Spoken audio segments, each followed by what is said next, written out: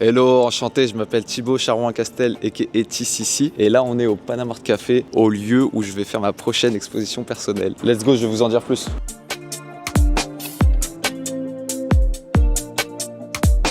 Je vais faire ma prochaine exposition personnelle ici qui va commencer le 26 juin jusqu'au 17 juillet. J'ai toujours voulu faire de l'art en vrai. Depuis que je suis petit, je dessine, je peins, je crée sous plein de formes. Après, la vie a fait que j'ai fait plein d'autres choses différentes. Le vrai déclic, c'est quand je suis parti voyager solo en Nouvelle-Zélande. Je suis parti 1 an. Quand je suis retourné entre guillemets à faire des tafs un peu en bas de l'échelle sociale, même en dessous de l'échelle sociale, je me suis vraiment dit que c'était pas pour moi et que je savais techniquement ce que j'aimais et qu'il fallait que j'aille à fond dedans et que je persévère jusqu'à ce que ça marche parce que c'est ma destinée.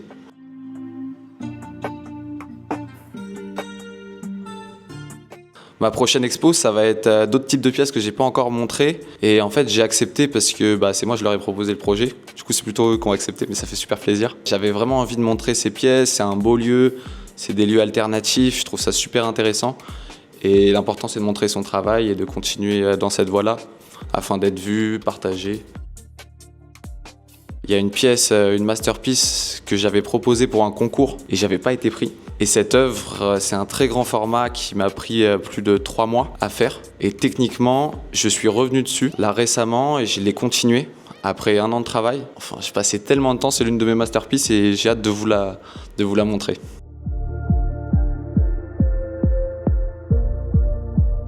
Le public, déjà, c'est plus un aspect peut-être plus direct aux gens, pas forcément des gens qui sont dans le monde de l'art contemporain.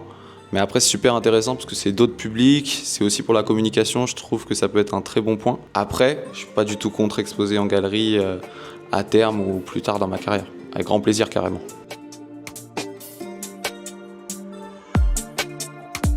Le fil rouge dans tout ça, c'est techniquement le processus, l'amour. Pourquoi je dis ça? Parce qu'on ne peut pas créer sans amour. Le processus, tant que tu fais quelque chose et que tu kiffes le faire, et ça fonctionne. Et je trouve que le processus, il doit être mis en avant tout le temps.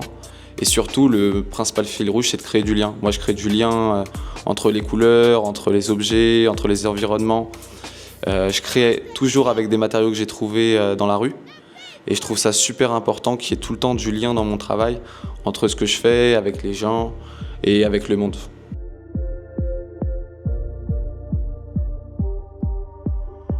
En ce moment, je me concentre principalement sur ma carrière artistique.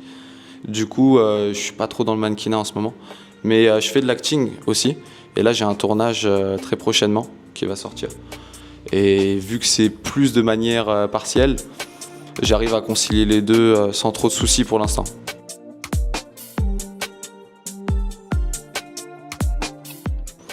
Marque de vêtements, techniquement, elle vient d'où? Elle vient de la création pure, où je me suis dit que ça serait intéressant de les poser sur des vêtements, des pièces uniques comme des œuvres en soi. Parce qu'à la différence d'œuvres qu'on peut voir en galerie ou en expo, les vêtements, ils sont vus par tout le monde, ils sont partagés, ils sont portés. Et c'est des œuvres vivantes en soi. Et moi, j'ai toujours été intéressé par le stylisme. Et je trouvais ça intéressant de développer et de décliner ça sur d'autres supports. Et là, je développe la marque avec une start-up de haute technologie qui gère de l'impression 3D. Et on va faire une collab justement avec le Panama Art Café où on va sortir les derniers designs en collaboration avec eux sur 10 pièces uniques. Du coup, vous allez découvrir ça aussi.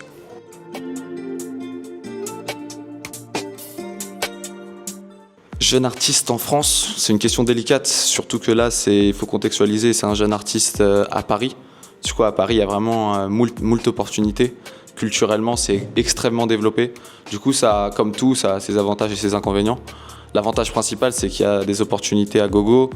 Si tu as l'écro, si tu as envie, tu demandes aux gens, tu demandes dans des espaces, tu crées, t'exposes, tu fais des collectifs, etc. Ça s'enchaîne. Après, vu que cette ville, elle est extrêmement sollicité par beaucoup d'artistes et beaucoup de jeunes marques. Il faut aussi sortir du lot. Du coup, le plus dur, selon moi, en tant qu'artiste, mais c'est aussi l'enjeu en soi, comme dans tous les tafs d'indépendants, c'est de ne pas abandonner et de continuer et de croire en ce qu'on fait. Et si c'est sincèrement bien fait, avec le cœur, avec aussi un aspect technique et de la bonne communication, il n'y a pas de raison que ça marche pas.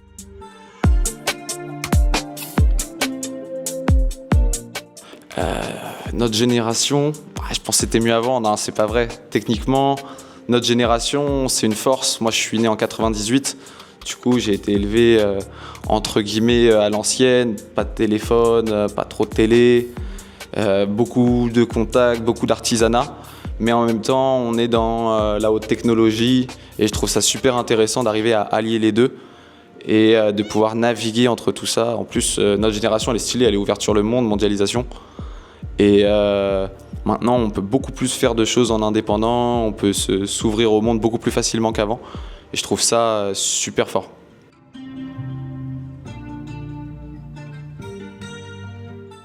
Complètement. Après, la question du public, des gens qui vont suivre, qui vont liker, etc., ça c'est cool. Et je pense qu'ils sont ouverts à ça. Après, c'est plus la question, entre guillemets, des professionnels de ce milieu. Type de l'art contemporain.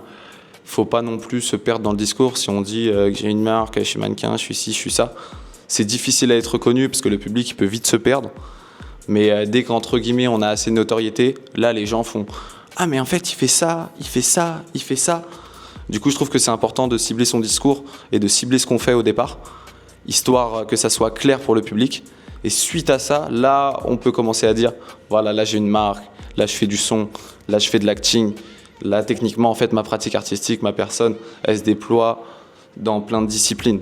Et là, ça commence à prendre de la légitimité. Mais au début, je trouve que c'est important de se concentrer dans un domaine spécifique afin d'être reconnu pour ça, techniquement.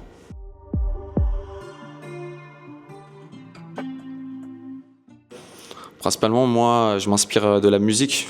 Toute la musique populaire, rap, underground, jazz, funk, ça m'inspire énormément. Et beaucoup inspiré des illustrateurs, coloristes japonais et du monde de l'animation. Toute cette culture extrêmement colorée qui vient faire contre-pied de là où j'ai grandi en banlieue parisienne où tout était gris. Donc c'est vraiment un ajout de couleur. Moi, c'est des peintures extrêmement colorées qui remettent en question en fait la réalité.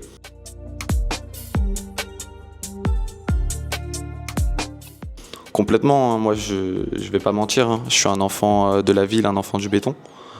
Mais j'ai toujours quand même besoin d'avoir un rapport à la nature. Mais ma ville, c'est mon inspiration première. Même je crée sur des choses qui sont issues de la ville. Donc tout ce que je les trouve aux encombrants et je crée par rapport à ça. J'achète pas de toile, etc. J'achète que du matériel pour peindre en soi. Et après derrière, c'est des œuvres qui viennent directement de la ville elle-même.